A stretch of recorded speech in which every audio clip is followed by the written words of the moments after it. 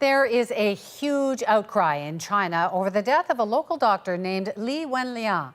He was one of the first people in the world to warn about the coronavirus, posting a message to other doctors in a WeChat group on December 30th. But Dr. Li was reprimanded by police and silenced. Then he got the disease from one of his patients and he died early Friday. He was 34 years old. The virus has now killed more than 800 people, including Dr. Li, and there are more than 37,000 cases, the vast majority in mainland China. So he's not the only person in Wuhan who's tried to get the word out. Ordinary people are becoming citizen journalists, joining a handful of reporters inside the quarantine zone covering this crisis. And like Dr. Li, they're risking their lives to get the truth out. Well, it feels like a small town that's been deserted. When I arrived in the train station this afternoon, it was very empty. There are a few lost souls wandering around, trying to figure out if they could get out of Wuhan somehow. That's New York Times journalist Chris Buckley talking to NPR about his first few days in Wuhan as he traveled from Beijing into the epicenter of the outbreak. It was just days before Wuhan and at least 15 other cities with more than 50 million people were put on lockdown. And now Buckley is one of them, one of very few Western journalists trying to get the story out. This drone footage of the city was captured by reporters at China File and reposted by the New York Times. You can see city streets are deserted, the airport is abandoned. Quite a different image from state news channels that have broadcast stories celebrating China's efforts to control the spread and busy building new hospitals.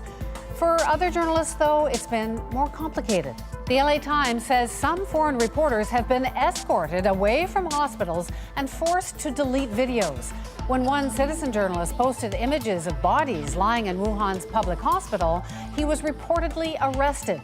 Then there's this photo posted by another New York Times journalist in Wuhan, patients sitting outside a busy hospital getting IV drips. Other images from local stringers show empty shelves at food markets and lineups for face masks and medical supplies.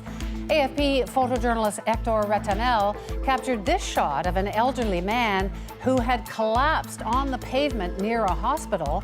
Police later confirmed the man had died from the virus. Another AFP journalist wrote, "There were two challenges telling this important story and also making sure that you didn't become part of the story by catching the virus." So what is really going on in Wuhan?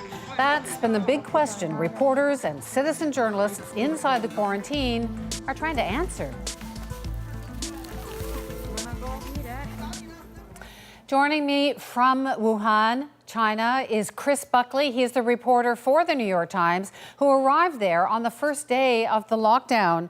So, Chris, thanks so much for talking to me. The images that we're seeing, they're terrifying. You're there. Is it as scary as it looks? People are very frightened, but they are staying in their homes, avoiding going out on the streets as much as possible, except to buy food, except for occasional fresh air, except to go to the hospitals. People will stay at home. So there is fear here, but there's also a sort of as I said, a sort of a strange quiet about the place. And I wouldn't quite call it panic. I think there's a very deep anxiety among people. But for example, you don't see the signs of mass panic that you might imagine in some situations like this. You have decided to risk your health to stay and file these reports. Why was that so important for you? Well, it's such a big and important story, and I do feel that being here is fascinating and a privilege. And I do also feel that with the right precautions and a great deal of vigilance, it's possible to be safe here as a journalist. If you're a doctor in the city or a medical worker, I think it's much more dangerous, and they're the people I truly respect here. We are seeing, obviously the story is getting out now, but even we're hearing that the Chinese officials were allowing more information at some point and now clamping down again. I mean, how difficult is it to get the story out?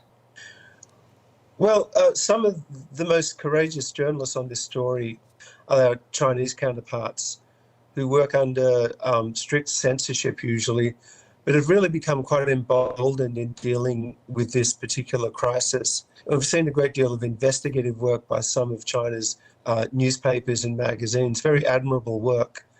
And some of that work is now coming under pressure. So these newspapers and magazines are still doing serious work, but to judge from the directives that are coming out and to judge from the tone of some of that reporting, there are much more active efforts now to rein in that kind of critical voice that you find in Chinese journalism and also on the Chinese internet at times of crisis like this. So is that working in the past? The Chinese officials have been very efficient at controlling the news? It can work, but I think there's also a groundswell of public opinion here that is hungry for information, that is disappointed with at least some ways in which the government has dealt with this epidemic. And there's also another factor that comes into play, certainly in Wuhan, which is although there might be officials and police who are under orders to, for example, to be more vigilant around hospitals, a lot of people just don't want to be around those places. So if you're giving orders to officials or police to carry out these restrictions, you might find some reluctance on their part to simply be around those places. So what is the story that you want to tell now? What do we need to know? Well, I think part of the story that we need to know is that there's a great deal of alarm, even hysteria about this virus. And I think it's very important that when readers and audiences hear about numbers, hear about this new coronavirus, they also understand that there are humans behind these stories. And that's very important here in China. I think it's very important everywhere. Chris Buckley, I appreciate so much your time. I know you've got so much to cover and it's such important work. Thank you so much for talking to us. Thank you. Chris Buckley in Wuhan, China.